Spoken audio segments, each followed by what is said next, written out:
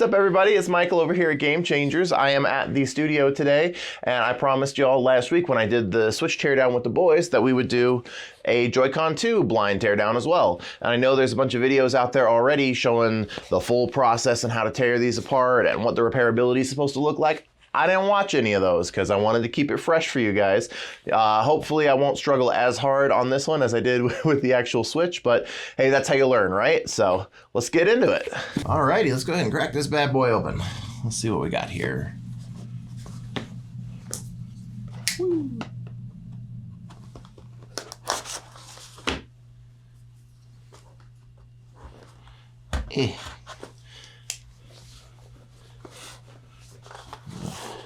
Brand new set of Joycon 2s. Paid full retail for these when I bought up my Switch 2 at Best Buy, and I was just blown away by how much these things are costing, man. Was it $95 plus tax for a pair of these? And they don't even, from what I hear, have Hall effect sticks for $95. That's crazy, man. So let's have a little look. See, where are the screws? We got at least 2 tri-wings. That's a good sign.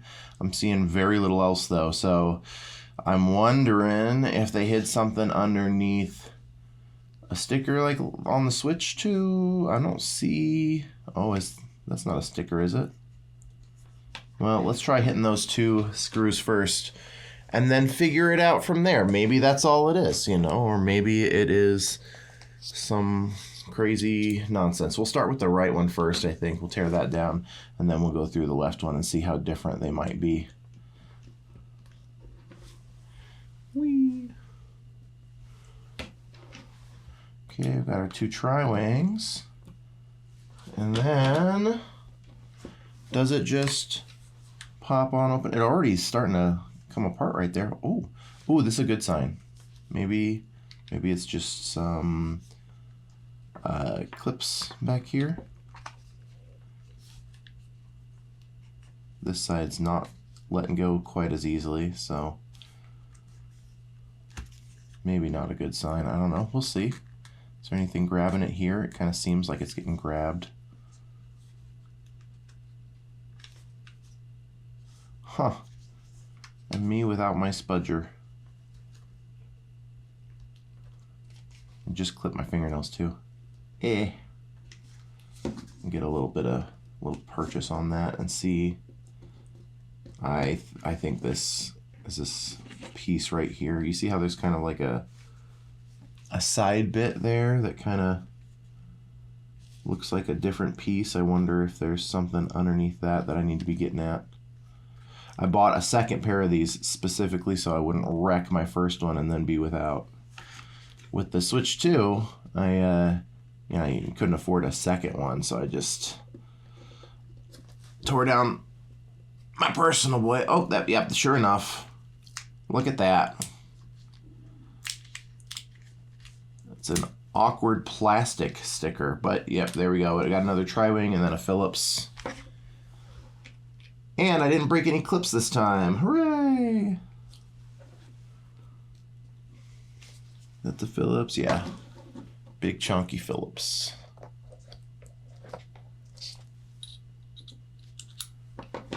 Let's see what we can see here.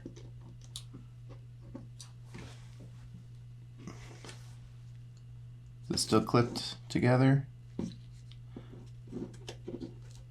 Yeah, I got some little plastic clippies. There. Oh, shoot. That was dangerous. A little connector to this, I'm assuming vibrator motor. It looks like a 3D multi-directional haptic feedback device or vibrator motor, whatever.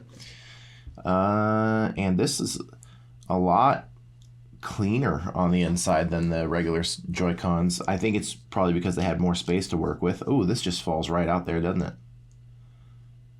Okay, gotta watch for that. Just falls right off. And let's go ahead, before we mess with anything else, we'll unplug the battery. That is always a good move whenever you can access the battery and you're dinking around inside of something. Yeah, it's better just to not have juice flowing through it. Not because you're going to like shock yourself or anything, but just because you don't want to accidentally run electricity from one part to another part that's not supposed to have it. And, oh, did I break a clip here? Wait, what? Well, that's frustrating. A little tiny piece of orange plastic just came off of that, so I must have messed something up. Let's see if we can get this little rail piece to let go first. See what all's holding that. I wonder if we just got to do it all at once then, because the two for this guy didn't do anything, and it is kind of like worked through this thing, so I guess we'll do this as well.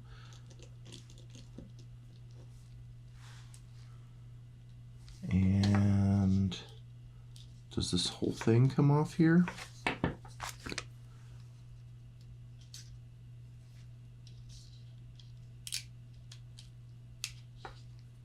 What are you doing? Let me in. Nope. Well, on the regular Joy-Cons, you have to pull the battery up and there's screws hiding underneath there. Let's see if we've got the same deal here. Ooh, very careful not to catch this thing on fire. Technically, shoving pointy-ended tweezers underneath the battery to try to pry it up is probably about the dumbest way to go about it, but you know, it's what I got. Just gonna have to be very careful not to let the point of the tweezers go up and actually poke the battery. And nope, you do not need to unscrew anything underneath the battery. That is not a feature on this one, at least on the right Joy-Con. We'll see when we get to the left one. And oh, there's two more screws hiding back here that I missed though. Little sneaky guys.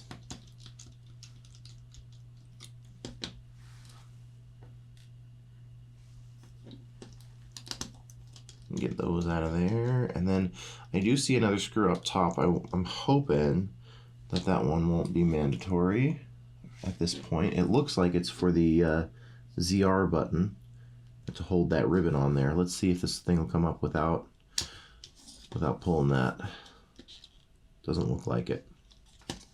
All right. I don't like that because there's another one hidden under here. It's kind of hard to see, but there's this one and then there's another one further up. So I guess we'll just, if we see a screw, we'll pull it out.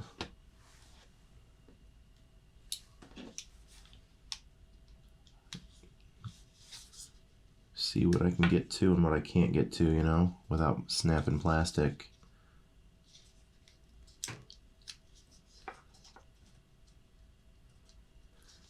Oh, look at that right here.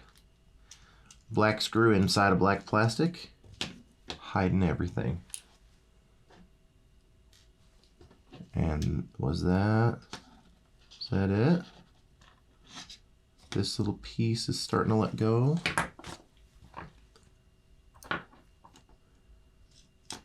Oh, okay. Get the latch mechanism to let go. Trying not to have to like tug these the ZR and Z buttons off of here or anything like that. But you never know if that's just the way they built it. We'll see. It does seem to be kind of blocking me a little bit. Still can't get the connector to move, the rail or whatever we're calling that bad boy. I can get this to flip up a little bit, but that's it. It won't. Oh, no. Pulled it down and it came out. Okay. And then we got, okay, I see. So it looks like this is attached to a screw here and here. I see. And this guy is gonna have to let go, isn't he? Because I can't get to this screw right here. Let me in, buddy.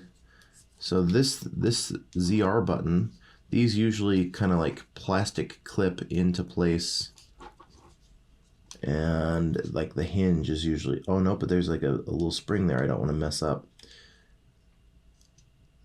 Well, I got some screws that I can actually see, so I'll start with that and see if maybe that opens us up to any better options. So got this guy down here, we got this guy right here, and then all the way up here.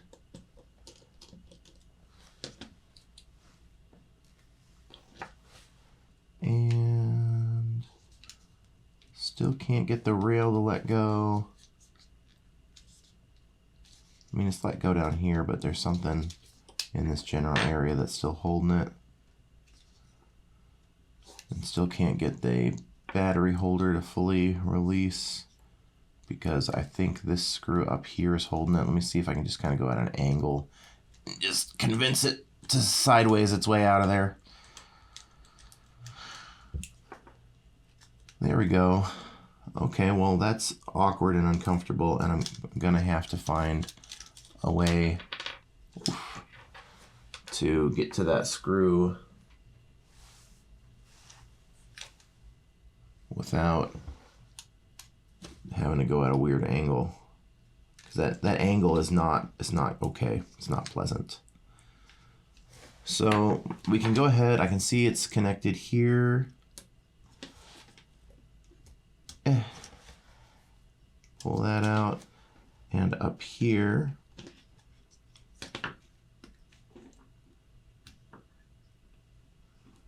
flip up and pull out, and then let's see if that, let's see here. Okay, there's still something holding on. Oh, it's just a little adhesive holding that. Okay, so with this piece, how am I supposed to get that screw out of there? Am I really supposed to go at a weird angle? Can I disassemble this? This looks really like it does not want to be disassembled and reassembled. So I guess standard procedure is going to have to be awkward sideways screwdriver into there, because you can't really stand it upright, but that's going to be an adventure to reassemble. All right, let me get down in here, and we've got, I mean, the whole main board and the thumbstick. I still don't see what's holding that rail in place. I was expecting to see another screw or something. We've got the rail connector. Maybe there's a screw hiding underneath that. Or maybe the rail is just screwed in firmly underneath the board somewhere. Can't see it without, oh, no, no, no, there is a screw hidden under there. What do we got? What do we got? Was that all it took? Still no love. We're gonna have to pull that main board out. And I am not seeing any more screws holding the main board in. But we'll go ahead and scoot the thumbstick out of the way. And of course, this is gonna be the #1 thing, of course, that it comes in for, is drifting or broken thumbsticks. Even if, let's just put this out there, right? I know people love to get up in arms about Nintendo not using Hall effect sticks on this, and I do agree that they should be using Hall effects, because otherwise it will drift for everybody. But let me just put this out there. They know their target demographic is going to be young kids who have zero respect for how much things cost, and no concept of mommy and daddy had to work to pay for this. And I can't tell you how many of these, or at least with the first Joy-Con, how many I've seen come in where it's like been chewed off, like the tip is just completely missing. Oh, it looks like that's got a little clip now. So 2 screws and a clip, and there's a piece in there that's moving around. What in the world? How do I get this out of here? This little plastic, whatever you call it, liner there is actually a separate piece that I guess needs to come out together, because it's not letting go. Let me see if I can, I can't really see it, you know, the thumbstick is blocking my view. of that little plastic piece. Now, oh, there is one more screw holding the main board in. I didn't see that. I wonder if pulling the main board out is going to have to be part of getting that little sleeve to let go. Let's see here. Because this, it doesn't seem like it wants to come through this slot in the main board. We'll take a look when we get it all the way out, but let's go ahead and pull the main board out and see what we're dealing with here. This, oh yeah, there's no way in heck that's fitting through there. So yeah, in order to get the thumbstick out, you basically have to push it forward through the board like that. So the whole board does have to come out. That's not pleasant. And then if you want to replace the stick, is it going to have to be a combo mechanism? These caps don't come off, right? They're not supposed to. How do you get this off of here? Doesn't look like it comes apart at all. What the heck, Nintendo? Am I missing something? These don't like turn off. Yeah, because this sits when it's in there. There's a little clippy. This normally sits like that, yeah, fully clipped on to the thumbstick. But if you want to remove it, I am not seeing a way to do that. We can try taking a little peek under this skirt here. Nope, nothing. I don't see any way to separate these two pieces. So I'm gonna assume that we're gonna have to buy color matched front pieces for these. I'm gonna regret this, but I'm gonna tug on this and see, does it come off? No, it doesn't come off. So I don't know how you could possibly remove this piece. It's gonna have to all be one piece, right? That's a bummer, man. Yeah, there's nothing. If you can't get the thumbsticks to pull off the front, right, and they don't twist off, I mean, they have to not be able to come off, because if they can come off, kids can swallow them or whatever. So I guess they didn't really have a choice on that, but this, they had a choice on this. All right, well, now we know. And so let's see here. This one hooks up right here. So that means it has to go in this way to put it back together. Okay. Well, that's frustrating. I'm gonna go ahead and cut to the other one here, because I feel like you just watched me tear it down. The reassembly process is probably gonna be pretty boring for you. So I'll just start the next one. Yay. All right, so for the second one, I'm gonna assume similar but different.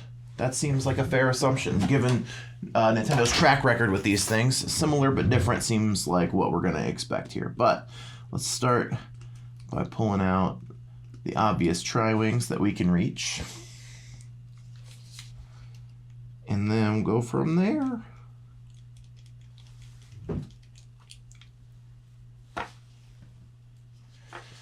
Then we got, yep, same dude down here. So if we can get to that, we can pull that out. There we go. Much easier once you've seen it. There we go. All this is the same as the first one. Oh, I gotta put this back on the first one. Didn't do that. I can guarantee you, by the way, that somehow kids are gonna rip these things off of there. Just from my experience repairing kid damaged Switch 1s, they'll find a way. And even though those thumbstick caps don't come off, they will definitely rip those off of there. So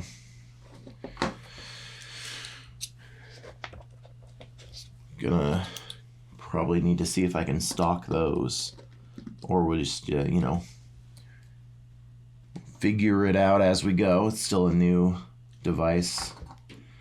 Still got to come up with new procedures and new policies and all that kind of jazz to repair them, because we don't know what kind of challenges it's going to throw our way until we get there.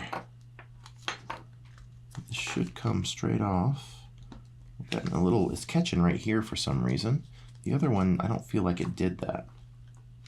There was a clip. I think we broke a clip last time, just a little bit. Yeah, something right here doesn't want to let go. Can we get a peek in there? Not really. Yeah, there's a, oh! It slides down, doesn't it?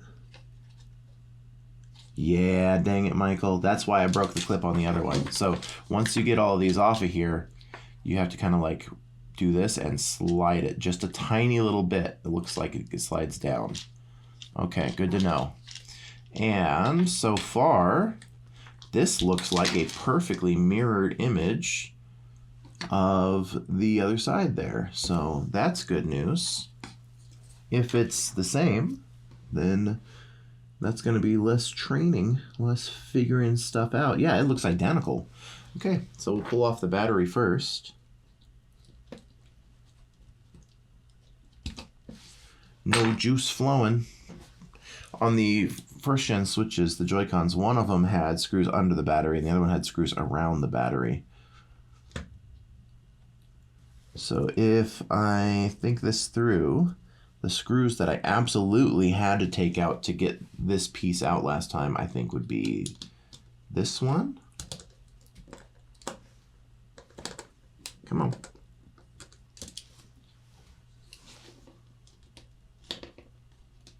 No?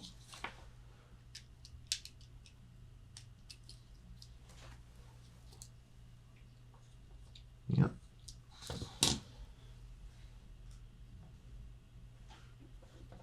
And then, let's see here, these two.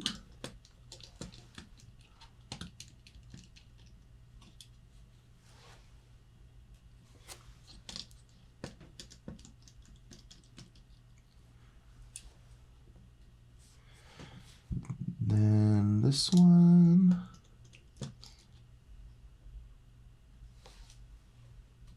And this one.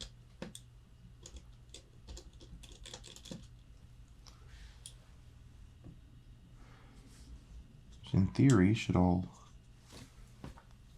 come up and out of there. I wonder if I'm supposed to do something special with that to get it out of there, because this is fighting me the most. It fought me on the right controller, it's fighting me on the left controller. And I can pull it down, but when I go to put it back in, like pushing it up, it doesn't seem right, you know? Just kind of trying to shove it in there. Yeah, so reassembly on that one's gonna be a bit of an adventure, but okay. And then we've got these two here.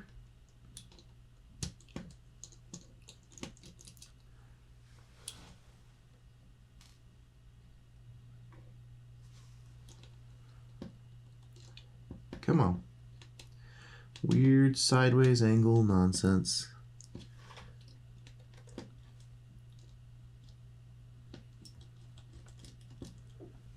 Okay. And then is that enough to pull this guy up? Yeah.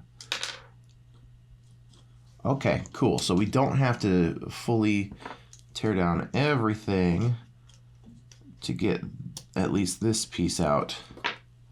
And then these two guys stay together because they have to go back in at the same time, it looks like. All right, and yeah, I mean, like, this is in a different spot, but more or less it looks all the same. It is a bummer to see these hard soldered right onto the main board. It's nice that you can replace ZR and L or ZL, but R and L look like this particular type of mechanism that we see break all the time because kids either smack it or they like throw it down at the ground and it hits the button and that smashes these. And these are not robust. they are substantially more delicate than you would want for something that you're going to be handing off to a kid and saying, good luck. Definitely see those break all the time. And because it's hard soldered onto the main board, replacing them can be a real nightmare, because frequently when they break, they break all the traces off of there. And at that point, it would be more expensive to repair it than to just replace the Joy-Con. I don't know, though, with $95 a pair, maybe that might be more worthwhile for people.